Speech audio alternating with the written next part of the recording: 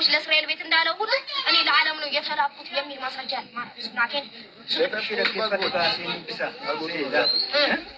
ዋቀዮ አከስቲ ቶክቸ ኢልመሳ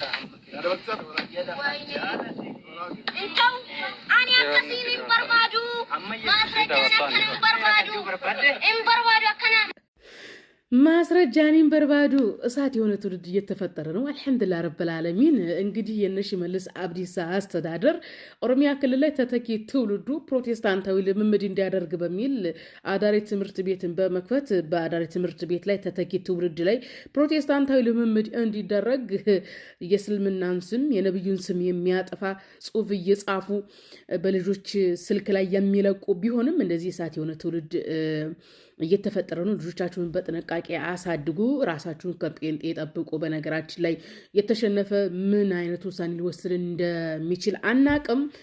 ተተኪው ትውልድ ክርስቲያኖ ሮናልዶ ምንድን ነው ሲባል አንድ ፖርቹጋላዊ ታዋቂ ተጽዕኖ ፈጣሪ እግር ኳስ ተጫዋች ነው እንደሚል ሁሉ ኢየሱስ ማን ነው ሲባል አንድ ፍልስጤማዊ ዜግነት ያለው አይሁዳዊ የሃይማኖት ሰባኪ ነው ብሎ የሚመልስ ትውልድ ነው የምንፈልገው።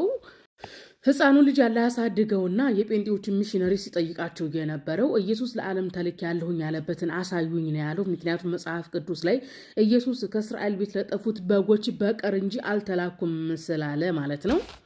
እዚህ ጋር ጥንቃቄ እንድታደርጉ ነው ይህንን ቪዲዮ የሰራሁት። ምክንያቱም ሚሽነሪዎቹ ከመጽሐፍ ቅዱስ ወደ ዓለም ሂዱ ወንጌልን ለፍጥረት ስበኩ ብሏል ኢየሱስ ብለው መረጃ ካመጡላችሁ መልሳችሁ ሊሆን የሚገባው ወደ ዓለም የተባለው 12ቱ ነገደ እስራኤል ነው ብላችሁ እንድትመልሱ ነው።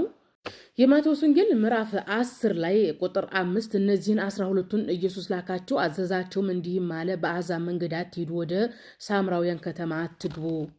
እዛው ማቴዎስ 10:6 ላይ ይልቅስ ከእስራኤል ቤት ወደሚሆኑ ወደ ጠፉት በጎች ሂዱ እንጂ ብሏል። ኢየሱስ ክርስቶስ ራሱ ከእስራኤል ቤት ለጠፉት በጎች በቀር አልተላኩም እንጂ እንዳለ ሁሉ 12 ደቀ መዛሙርቶች ከመረጠ በኋላ ወደ እስራኤል ቤት ሂዱ ነው ያላቸው። ስለዚህ ሂዱ ወንጌል ለዓለም ስበኩ ሲል የነበረው 12ቱን ነገደ እስራኤል ነው። ምክንያቱም ኢየሱስ 12 ደቀ መዛሙርቶችን መርጦ ከእስራኤል ቤት ወደ ጠፉት በጎች ሂዱ ብሎ ልኳቸዋል። ነገር ግን አንዱ ጴንጤ መጥቶ ወደ ዓለም ሂዱ ወንጌልን ለፍጥረት ስበኩ ብሏል ካላችሁ ወደ ዓለም የተባለው የእስራኤል ቤት ነው። 12ቱ ነገደ እስራኤል ነው። 12ቱ ነገደ እስራኤል ነው ዓለም ማለት የፈለገው ብላችሁ መልሶላቸው። ምክንያቱም በማቴዎስ ወንጌል 19:28 ላይ ኢየሱስ እንዲህ አላቸው፣ እውነት እላችኋለሁ እናንተስ የተከተላችሁኝ በዳግመኛ ልደት የሰው ልጅ በክብሩ ዙፋን በሚቀመጥበት ጊዜ እናንተ ደግሞ በ12ቱ የእስራኤል ነገድ ስትፈርዱ በ12ቱ ዙፋን ትቀመጣላችሁ ብሏል። ስለዚህ 12ቱ ነገደ እስራኤል ያ ነው ዓለም የተባለው። በመጨረሻ ማስቀምጥላችሁ አብዛኛው የኦሮሞ ጴንጤ የስላሴ ዶክትሪን አማኝ ነው። በስላሴ ዶክትሪን ይሄ ዋቀዩ አባ፣ ዋቀዩ እልማ፣ ዋቀዩ ገራ ቁልቁሎ የሚባለው ነው አይደለ? ከመጽሐፍ ቅዱስ ማለትም ከመጽሐፍ ቁልቁሉ ዋቀዩ ኤልማ የተባለበትን አሳዩኝ። የትኛው ደቀ መዛሙር ነው ኢየሱስን ዋቀዩ ኤልማ ነው ወይም ይሄ ዋቀዮ ሰው የሆነ ዋቀዮ ነው ብሎ የሰበከው ብላችሁ ጠይቋቸው።